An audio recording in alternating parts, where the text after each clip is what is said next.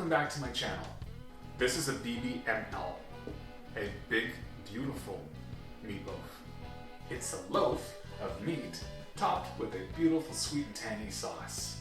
You will love this meatloaf. This is the ultimate meatloaf. Big meatloaf. I like to start by making the sauce. Here I have a small bowl and a spoon. I'm going to add 5 tablespoons of tomato paste. I like to buy one of those small cans of tomato paste. It has roughly 10 tablespoons in it. I'll show you what I do with the remainder a little later. 2 tablespoons of plain yellow mustard. 1 tablespoon of vinegar. Here I have 3 tablespoons of brown sugar, a half of a teaspoon of garlic powder, and a half of a teaspoon of onion powder. Dump it all in. Mix it up. The sauce is done. Put it aside, and let's get going on mixing up the meat and stuff. I'm preheating my oven to 375 degrees. That was my light breaking. And I've lined a baking pan with some parchment paper. My oven rack is placed right in the middle of the oven. When it comes to mixing up my meatloaf, I like to mix all of my ingredients except for the meat in a large bowl, stir it all up really well, and then add the meat last in quarters. I'll gently massage the meat with all the other ingredients, being sure not to overmix or overwork the meat. That tends to lead to a very dense and dry meatloaf. Let's start by adding in all the other ingredients. And I'm wearing gloves, just to keep things nice and clean. Here I have 1 small onion that I grated up, and 1 small carrot that I also grated up. This is going to add not only vegetables, but also moisture. Here I have a half of a cup of quick oats, 1 cup of plain breadcrumbs. I like to add the quick oats because it adds extra fiber, and I find that the breadcrumbs work the best in binding the meatloaf together.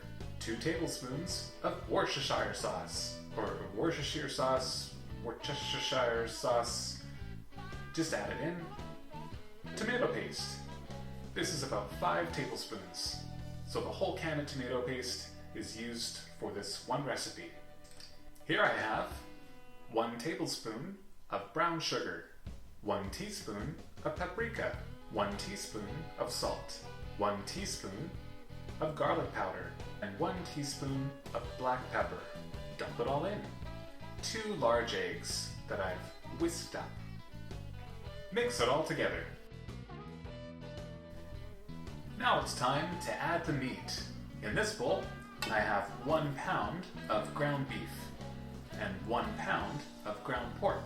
I like to combine the two because I find that using all beef in a meatloaf tends to be a little dry. I'm not using lean or extra lean. I'm using a medium fat beef. You can use whatever type of ground beef you like. Add the meat to this mixture a quarter at a time, mixing it up well, but not over mixing. Nice and gentle.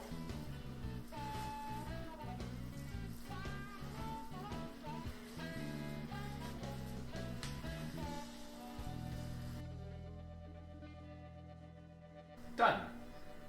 I like baking the meatloaf on a pan versus a loaf pan because it's so much easier to cut once it's baked. The entire surface of the loaf browns beautifully, yet stays deliciously moist.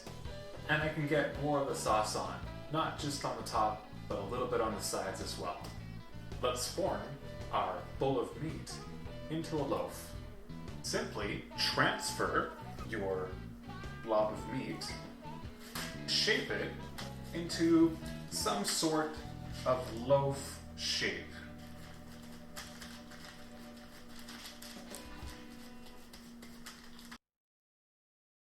Try to make it even all throughout so it bakes nice and evenly. Give it a few taps, squaring off the edges a little bit. I'm happy with this. This will bake nice and evenly. Now let's add our sauce. All I'm going to do is simply slather it all over the top and on the sides, just a little bit.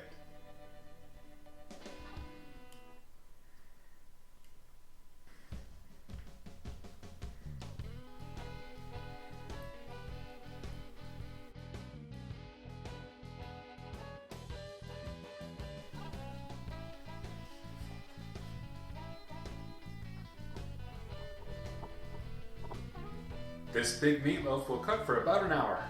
At the hour mark, if I'm unsure if it's cooked or not, I can simply cut the loaf right in half and check. That's part of the beauty of cooking it on a pan versus a loaf pan.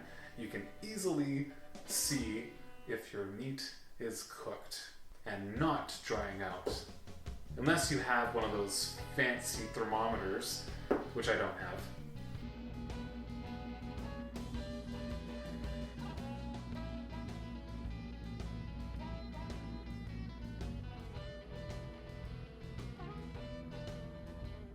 If you're a meatloaf hater, give my recipe a try. This is the time to subscribe, to like, to comment, to share. I could eat this entire thing right now. I don't even eat that much meat. This is the ultimate meatloaf. It's so juicy, so moist, so flavorful. It doesn't fall apart. Let this meatloaf sit and rest for 15 minutes before you cut it into pieces. Serve it with mashed potatoes, some vegetables, have the leftovers the next day, make it into a sandwich. I hope you enjoyed this recipe. See you again next time.